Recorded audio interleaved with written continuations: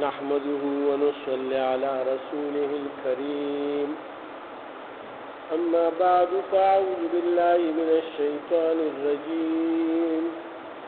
بسم الله الرحمن الرحيم وآتوا النساء صدقاتهن نحلة فإن طبن لكم عن شيء منه نفسا فكلوه هنيئا مريئا ولا تؤتوا السفهاء أموالكم التي جعل الله لكم قياما وارزقوهم فيها واكسوهم وقولوا لهم قولا معروفا وابتلوا اليتامى حتى إذا بلغوا النكاح فإن آنستم منهم رشدا فادفعوا إليهم أموالهم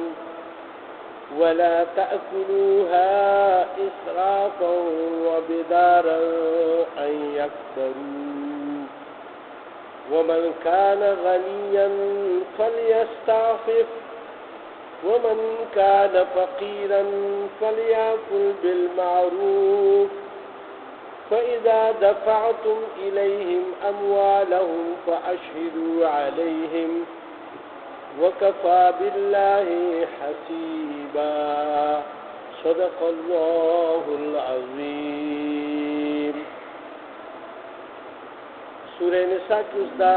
سلورم نمبر آیات و سلورم سپارہ کی اللہ سبحانہ وتعالی پدی آیات کی فرمائی وآتوا النساء او ورکوی زنانو تا یعنی خذو تا صدقاتهن مہرنا کم بہر چی تاسو مقرر کرده نحلہ مطلب داری چی پا خوشحالے ورکوی مثال تاسو مہر ترلو 1 لک روپے او بیا اغدن لانو غواری او تم بس زان روپے غلی کرده کنه او که فرض کاغه وغواړي نو بیا ستا په زړه کې خجورت ورته راشي چې وګوره ما نه مهر وغوښتو او هغه دشمني ورسره پیدا کړي هغه دې د وجې تا ته غږ نه کوي او تا سره په خپله سر سترګې نشته چې ته ورله دا ورکړي نو بیا که چېرې هغه وغواړي نو که ته یې ورکې نو بعضې وخت د مجبورۍ نه ورکې لکه پته ده ته چې دا خو اوس سختي کوي نو بیا به هغه زړه کې به ستاسو هغه دغه پاتې شي مخکې د دې نه چې هغې په خپله خوله وغواړي ته وله په خپله ورکړه د دې لپاره مفسرینو حضراتو لیکلي دي چې په لومبۍ شپه چې کوم مهر وي مقرر شوي هغه د یو ځای کېدو نه مخکې ورکړي مخکې ادا کوي او که فرض کا چې څومره هم د سره وي نو هغه وله ورکوي په خوشدلۍ سره دا خوشدلۍ ټکې الله پاک ولې وفرمایل چې ورکوئ خو بیا هسې ورکوئ ځکه که چېرې تاسو یې په ژوند ورنه کوئ نو ستاسو د میراث نه به هغې ته راځي د دې به ذکر راشي اوس دا داسې یو شی دی که نه دا مهر چې دا په قرض کې حسابي څنګه چې باندې د بل چا قرض دی که نه دا به هغه قرض غوندې یعنې تا نه وصول کېږي نو که تا په ژوند کې ور نه کړو او ښځه ته مړ شوې او ښځه دا ووایي چې بده ما ته مهر نه دی میلاو د ټولو نه مخکې د زامنو او د لوڼو نه تقسیمېدو نه مخکې به مال قرضدارو ته ورکېږي او هغې له به مهر ورکړي او که هغې نه څه پاتې نه شو نو د زامنو او د لوڼو یې ورسه کېږي مثال دومره مال ته پاتې شوی دی چې ایله د په مهر کې لاړو نو دې کې ډېر لوی مسایل نو دلته کې الله پاک فرمایي چې یعنې تاسو په خوشدلۍ سره ورکړئ بس په خپل زړه باندې ورکړئ چې هغې تارو ضرورت را نشي د وینا او ستا په بیا زړه خفه شي ولې چې د ښځې او د خاوند رشته ډېره نازکه وي نو دا کدورتونه چې پیدا کېږي دا صرف د دې وجې نه پیدا کېږي چې یعنې مطلب دا دی په زړه کې د دې د وجې نه پیدا کېږي چې یعنې مطلب ته د هغې په مال غلی شوي چې یاره بس دی نه غواړي نو بس د څه له ورکړه که لږې دي که ډېرې دي دا به ورکوې بیا الله پاک فرمایي چې فإن طبن که چرې پرېږدي دی په خپلې خوشحالۍ سره لکم تاسو ته عن شیء د هغې نه څه پیسې مثال 1,00,000 روپۍ مونږ مقرر کړي د یو نکاح دغه مقرر شوی دی او 1,00,000 کې تا 50,000 ورکړي او ورته چې یاره 50,000 به زه درکړم بیا دې ولې یو 100,000 ورکړي مثال ورو د سر راځي ده او هغه راته وایي چې زه خیر دی یاره به دا 10,000 مې له تفریحي دا 10,000 مې د تفریحي نو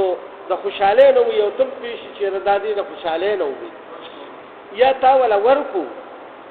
لاس کې دې وله ټول مهر کېښو او هغې تاله واپس بیا په هغه شپه نه لکه ته ورته خیر ځان سره کېده چې بیا دغه شي هغه تاله هغه وخت درکوي نو میله کوي ځکه چې هغه هم په دې مجبوره ده چې هسې نه دا په لومبۍ شپه زما د سر بغض را شي یا په دې سیز باندې زما دغه را شي او ته وله مهر ورکړي نو هغه تا تاسې ستو کړي چې یاره بس خیر دی بس یاره زه نالم مهر باندې زه نالم بس ځان سره نو ته ترې ماله په هغه ورځ باندې ورته خیر دا ځان سره کېده چې څه ورځې تېرې شي هغه مانوسه شي په دغه کور کې عادي شي عادت شي او بیا تا سره تعلق ور یو شی پیدا شي بیا تاله درکوي نو بیا څه ته وایه بیا تاله درکوي نو بیا ټیک شو لکه ستا کاروبار له په کار شوي یا د څه بل څه نه په کار شوي نو تاله درکوي خو دا تپوس وکړه چې دا قرض راکړې که نه دا دغه راکړې مثال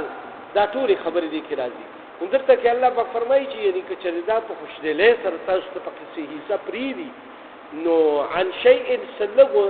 څه حصه د هغې نه ټول مهر بیا هم الله پاک ګوره نه ذکر فرمایلی چې تا ترې ماف نو بس ماف شو ډېر خلک وایي مهر پې ماف کا زمونږ د پښتنو وایي دا هدایات دي د دې مشرانو د طرف نه وایي چې لاړ شي نو وایي مهر پې اول ماف کا دا ظلم دی سریح ظلم دی الله پاک نو دلته کې الله پاک فرمایي که چېرې د خوشدلۍ باندې په خپلې خوشحالۍ سره تاسو ته د هغې نه څه عن شیء یعنې څه پرېږدي څه حصه منه د دغې مهر خپل نه نفسا په خپله خوشحالۍ سره په خپله پرېږدي تا ورته ویلي نه دي او هغه راته ووایي چې زه خیر یاره دا بقایا مه راکوه فکلوه نو بیا خورئ دغه هنیئا مریئا ډېر په خوشحالۍ سره ځکه چې دا تا ته په خوشحالۍ سره یو مال میلاو شو یعنې نه پکې څه حسد بغض کینه داسې خبره پکې رانغله که دا خبره پکې بیا ته ګورې علمه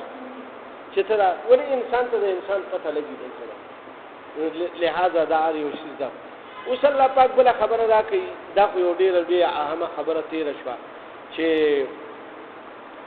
یعنی تاسو مهر ورکوئ او دا زموږ په معاشره کې ډېر غټ مصیبت دی او په عربو کې دا دستور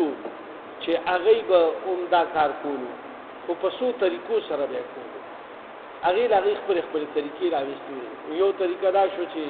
په لومبۍ شپه ته اوس هغه به راغلی نه هغه تا سره عادت هم نه ته ورته یاره مهر راته ما یا بیا پې بیا زبردستي چې یاره بس طلاق به درته میلاو شي هسې نه طلاق راله دا سړی راکړي د دې د وجې نه هغه تا ته غږ نشي کولی او ته ورته چې بس یاره دا مهر پرېږده او بس دغه کړه نو هغه غریبه بس تا ته خو ویلی نه شي که نه نو د دې د طلاق نه یېرېږي نو بس هغه تا ته غږ نه کوي او ته په خپله نه ورکې نو دې کې ډېرې داسې خبرې وي چې د دې د وجې نه یا مثلا تا سره د هغې حق مهر دی او تا پې څه کاروبار چالو کړی دی یا دغه پې چالو کړی دی او بس بیا په هغې باندې قبضه شوې او بیا مثال ستا د برګ نه پس هم ستا ورثه او زامن دې خو بیا نه ورکوي چې تا په خپل ژوند ورنه کړو ستا بچې یې کوم ځای کې ورکوي د دې دپاره الله پاک وفرمیل چې بی دا ځان نه دا بوج لرې کوي او که فرض کا تا نی ورکړي نو بیا د مرګ نه مخکې وصیت وکړي زامنو ته چې بی ګوره د دې مهر ما نه دی ورکړی او د هغه وخت مطابق لکه مثال پخوا 50 روپۍ ورې اوس هم هغه 50 روپۍ په څو تولو کالي هغه وخت چې په 50 روپۍ تولو نو اوس کم از کم د یو تولې قیمت ورکړه هغه وخت مثلا یو سړي 50 روپۍ خري او سره دا وخت په 50 روپۍ تولو مثال مونږ چې کله واده کولو نو په 50 روپۍ یا شپږ 200 روپۍ تولو تا هغې نه حساب ولګوه چې مطلب دا دی اوس چې څونه جوړېږي کم از کم هغه پیسې به ورکړې دا نه چې پکې 50 کاله تیر شو ته ولو ما غل انګریزانو د وخت هغه په حساب لګیو ورته چې تاسو 50 روپیا مہر او سواله کړه دا خبره نشته. ول الله په فرمایي چې ولا تؤتوا السفهاء اموالکم او مور کوي یعنی هغه یتیمانو ته چې کوم یتیمانان لا پوهه ته ندي رسیدلي هغه تخپل مال یعنی کم عقلان دي یا د عمر نه کم دي بالغ بلوغت ته ندي رسیدلي یا بلوغت ته رسیدلي دي خو بلوغت کې لادی هغه پوخوالي ته ندي رسیدلي. مفسرین حضرات زمونږ د امام صاحب په نسبت باندې یعنی هغه لیکلي دي چې 15 کاله پورې زمونږه امام صاحب چې کوم د بلوغت وخت مقرر کړی د جینې او د الګ د پر 15 کاله دی. ٹھیک شو بعد امامانو 13 کاله مقرر کړی. ٹھیک شو جی زمونږه امام صاحب 15 کاله خو دې کې دې خبره کې هغه وایي چې دا د سړی عقل پخېږي دې کې 10 کاله لګي 15 کالو پورې د دلا عقل نه پوښي نو 15 کالو پورې وته دی بلده مثال یو یتیم لکري او بلوغت ته ورسېدو تا نو بلوغت ته پس خو د واده قابل شتا ولا واده مو کو مثال واده دی ولو کو نو بیا اوس مثال داغه تاسو سره 1 لک روپے کیږي 1.5 لک روپے تاسو سره کیږي او دا تاسو سره امانت پرتی دي ته په کاروبار کې یا سره کنا کاروبار ولا خبره هغه پکې راشي نو هغه تاسو سره دي ته به در یو لک نیم روپے ورکې ولا یو کاروبار ورکې غونډه شروع کی ته وګورې چې دې دماغي تور پوښښه لري کنه دې پای کې بڑوتري کوي کنه دنه بس هغه یو لک روپے ضایع شو که ضایع شو دې نو پیښ چې دې لاره غره ده بیا که فرض کده لا سچي وکړي چې واده کړې د بچي نو بیا به تاسو وایي چې رمال سره روان کړو بیا ورته یو لک 2 لک شروع کا همدا خپل پیسو نه ورته شروع کړی دی خو نو ورکه لہذا په خوشدلې غل بیا شروع کا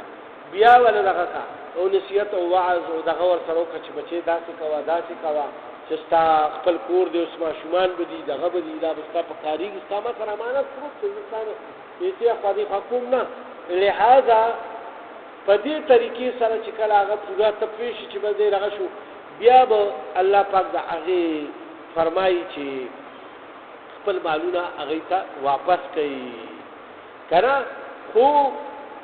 یعنی دا کم عقلانو ته نه واپس کوي یا یو مثال یو ماشوم دی هغه بس بعینه هغه کې عقل لرو 15 کاله کې براده هغه لګه بولا غونته پیدا دی بولا غونته بازي پیدا کړي چې دا هغه ذهن پورا کار کوي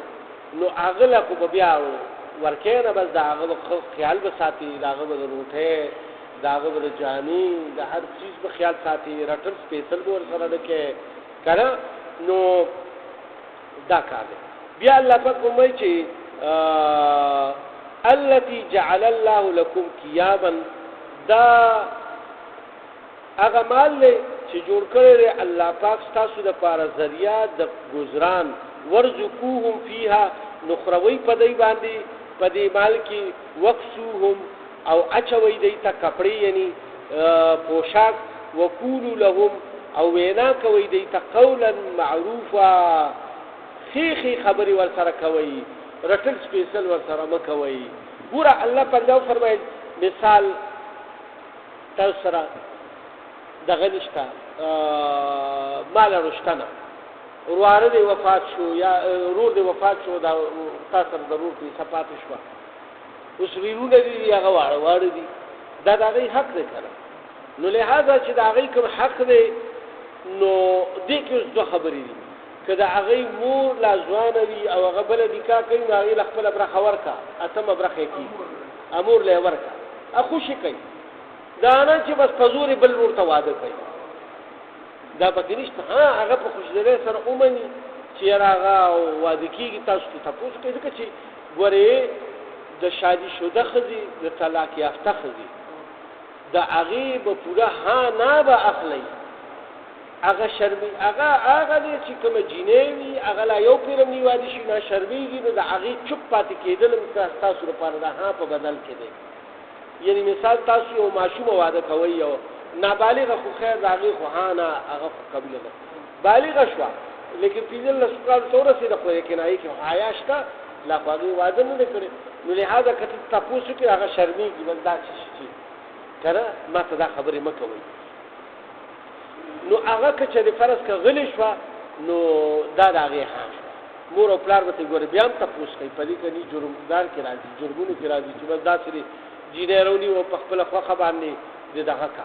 او بس واده دې که تا ته ورته تپوس ونه کړو چې مطلب دا زه د پلانکي کور ته ورکوم او بیا یې دغه کوم که نه نو لهذا دا تپوس دا ډېر ضروري دی یعنې دا مونږ خلک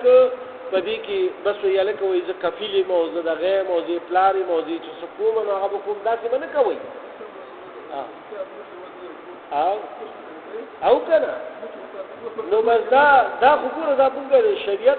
قانون مونږ وایي چې د الله قانون باندې عمل کوو ټول هر سړی ځان زبر ګڼي خو لیکن که تاسو وګورئ نو زمونږ په معاشره کې ګورئ ذاتي طور باندې اسلام په مونږ کې نشته او چې کله په مونږ باندې په خپله راشي نو بیا هغلته کې مونږ اخوا دیخوا کېږو او غواړو اسلامي او شرعي نظام هر سړی وایي شریعت دی او شریعت دی او شریعت خو د بل لپاره دی د خپل ځان لپاره نه دلته کې الله پاک دا فرمایي چې یعنی دی د فراق سکاک ارسکم صفحا چې کوم دي یعنی هغه کم عقل یتیمان چې دي چا بس تاسو په غاړه کې پراته دي هغې د کار کسب هم نه دي د واده وغیره هم نه دي نو دوی سره به ډېر ښه په طریقې سره ټول عمر خبرې کوي کومې پورې چې ژوندی دی ولې چې د هغه مال استا خدای پاک ذریعه جوړه کړې ده کماوېدو مثال تا په دوکان واچولو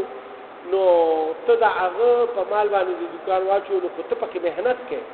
نو ته به ګواهان هم واچوې چې بهی هلکه د ده دا مال د نور لونه دي مثال او تا سره د هغه مال پروت دی نو ته به ګواهان واچوې چې بهی دا مال د ما سره ده او زه دا دوکان اچومه خو زه به په محنت کومه مشقت به کومه نو زه به دا به زمونږ په نیمه باندې چې کومې پیسې پکې راشي مثال د هغه 100 لکه روپۍ تا په دوکان واچولو او تاسو په کال کې بیا حساب وکړو 25 لکه ته جوړې شوې او تا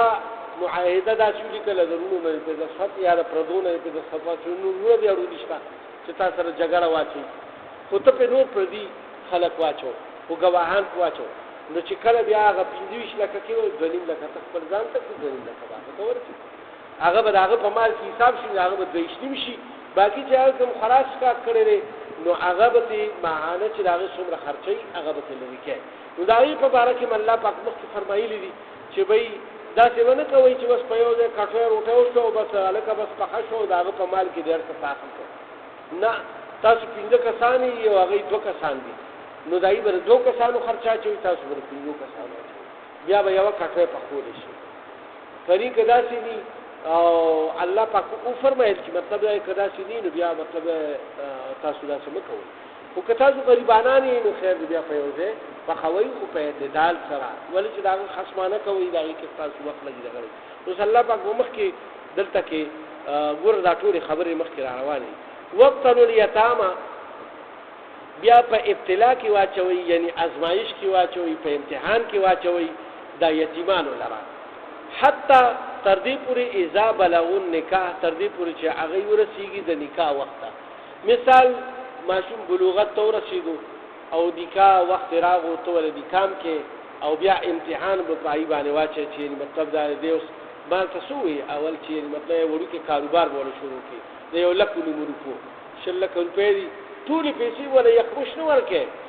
هغه به نور ورو چې یعنې دې بلد شي فإن آنستم منهم رشدا که چېرې تاسو یعنې عمومي په دی کې هغه عقل پختګي د عقل پختګي تاسو په هغې کې ومونته فدفعوا الیهم اموالهم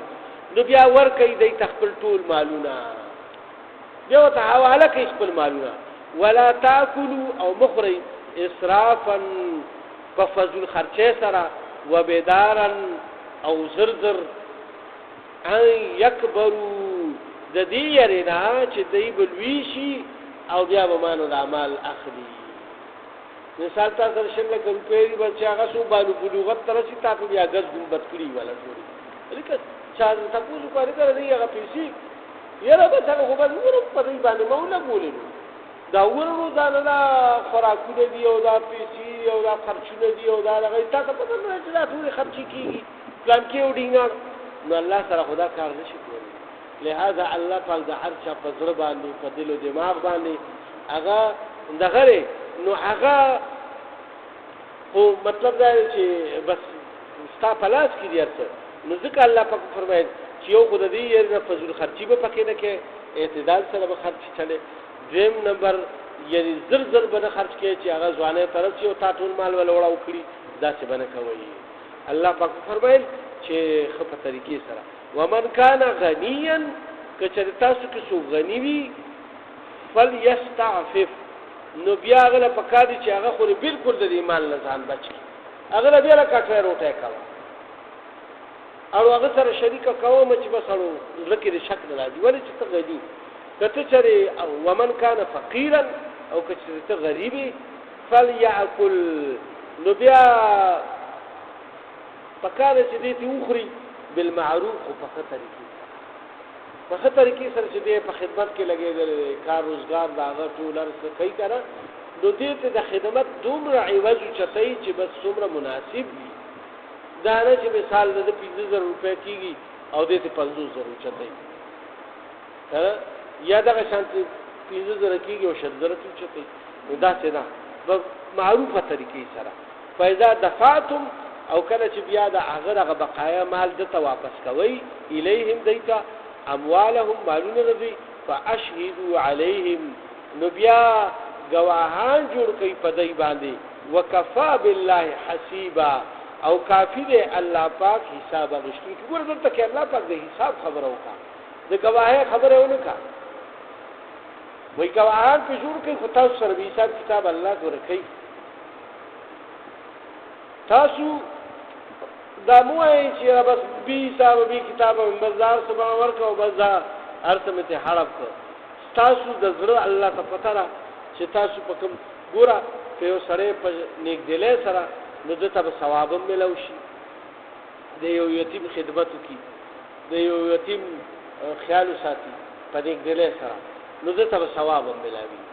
او دې کې دواړه صورت الله پاک بیان کړ چې مطلب دا لري چې ته مالدار خو بیا ته بالکل ځان وساته او کنه ته غریبي او درک دې لګي نو بیا په گزارې سره د هغه خپل د خدمت ایواز چتاو کفه بخوي او هغه باندې مخروي په خپل مخري او کوشش دا کوا چې خپل اوقات ته شروع شي خپل دکان کاروبار یا مزدوري وغیرہ صدق الله العظيم.